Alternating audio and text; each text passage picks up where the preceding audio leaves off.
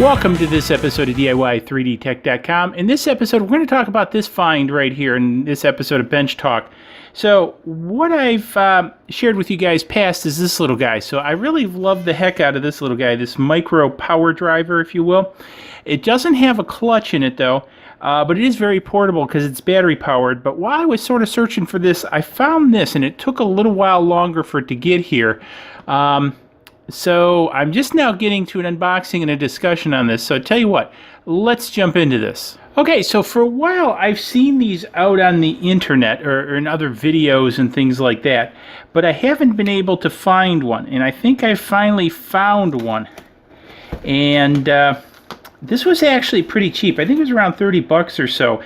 It took me a while to get, and it's also listed as 220, but I'm told when I wrote the seller, they indicated it would work on 110. So I have my fingers crossed if I can get this out. So it does have a 110 shaped plug, so that's a good thing. And then it has a speed controller, and as you can see, it's an electric screwdriver power controller thing. All right, so looks like it's produced by Wah-Me.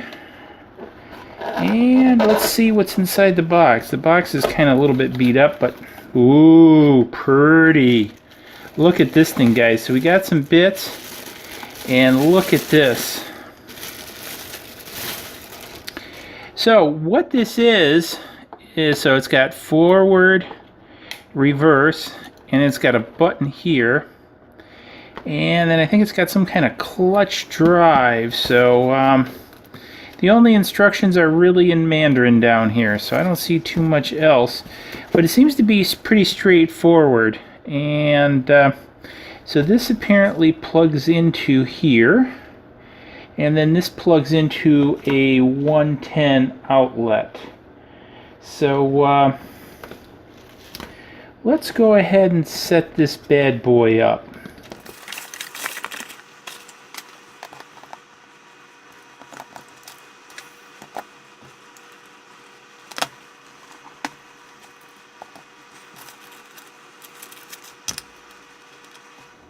Okay, so here we go. We have it hooked up. Comes with quite the assortment of bits. They are magnetic bits of different Phillips sizes and regular sizes. That's about what it looks like they have. I also, these are all just Phillips or regular. There's no Torx or anything in here, unfortunately. Phillips and regular. And it pops in here. What you do is you push this collar down and they pop out. And then you push it inside, and then the collar takes a little bit to pop up, but once you pop the collar up, it locks. This is your clutch. It's a little Chinesey, but it is a clutch. And I'm not sure exactly. I have to play around the settings of how you adjust it. Doesn't seem to make a big difference, but this handle here controls the spin, and this switch, as I mentioned before, controls the direction. So it does fit in there a little bit loosely, probably a little bit looser than I would like. Let's see how it works on something.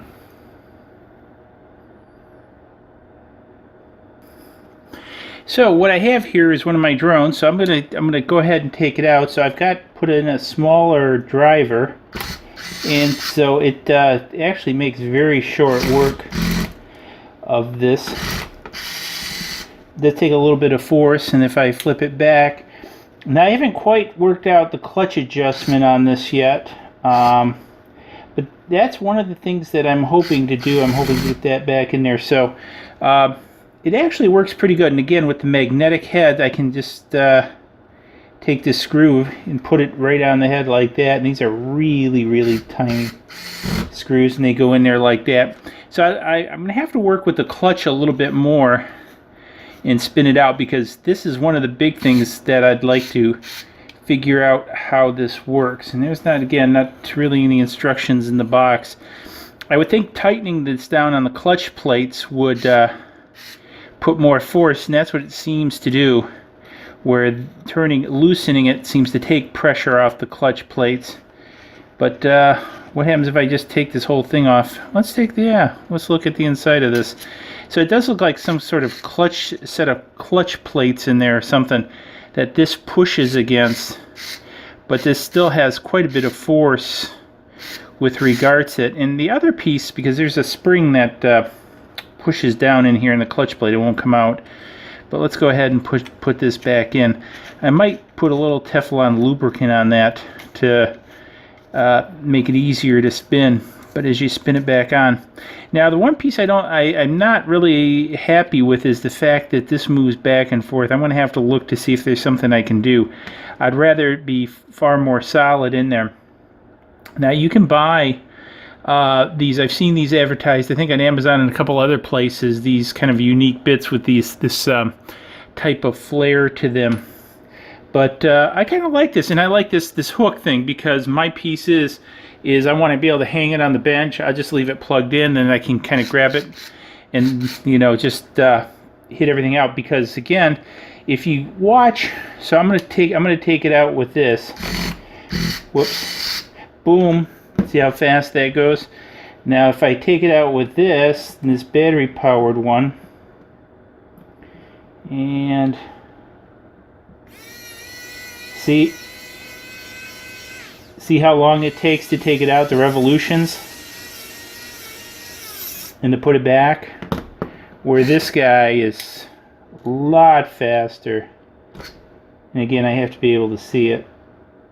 If I get it in there, see, just boom, you just touch that and it's in there. So that's real interesting. Again, I'm going to have to look at this piece a little bit and play around, because this piece pops down here, and I'm wondering if it's not chucking up all the way when it goes in there, or what's allowing it to move. Because with this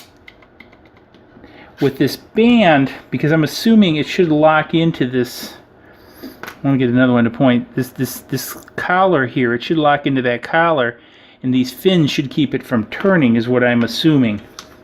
So, but all in all, I think for $25-30, this is going to be a handy little tool in the shop. And again, you have a pretty good assortment of what, 2, 4, 6, 8. So basically 10 bits come with this. And again, this is a pretty small one, so you can really get down there. And I think there's there's actually even one smaller than this right here. That you could use. So you can get some real small stuff with this. I don't know if you would want to use a power driver, I think, for that small, but hey, if you want to, you got it. But as you saw, this works good because this is the type of, really the size of screws and stuff I want to work on. Because, for example, with this guy, I need to replace his motor, so I've got to take out a zillion screws. And so, with this, it's okay, it works. But this will do it in half the time and put them back in half the time, and time is money. So again, I'm pretty impressed with this little guy. I think it's got a few bobbles. It's Chinese made, no question. But what do you expect, I guess, for $25? So anyways, I wanted to share that with you guys. I'll have the links down below for all this stuff.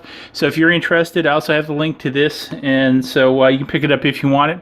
So anyways, hopefully you found this interesting. You give it a thumbs up. You're going to subscribe. And hey, we'll see you guys in the next video. Cheers. Please click like below and subscribe to the channel.